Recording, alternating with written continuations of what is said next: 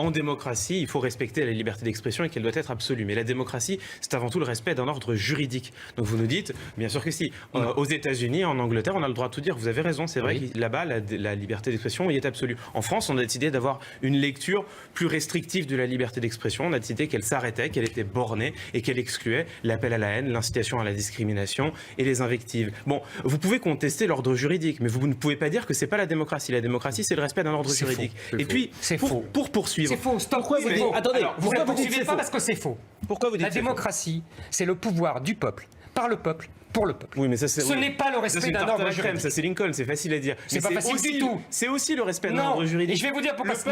Et précisément, le peuple est souverain et le peuple français, par la voix de son constituant et de son législateur, a décidé qu'en France, la liberté d'expression serait bornée. Donc, précisément parce que le peuple est souverain... Vous mentez. Mais je mens pas, Si, enfin. je vais vous dire pourquoi. C'est la loi Vous avez française. une conception de la démocratie qui date des années 70 et qu'on appelle... Messi, monsieur. Mais non, Messi.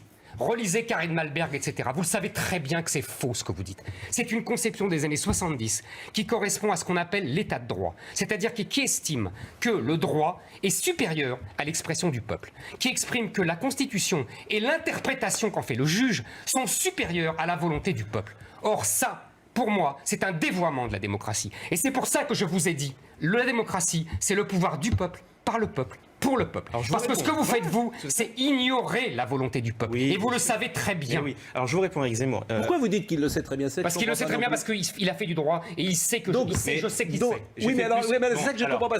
Pascal, juste, je peux répondre? Oui. J'ai fait plus que du droit avec Zemmour, j'ai fait une thèse de théorie politique. Donc alors, je vous réponds.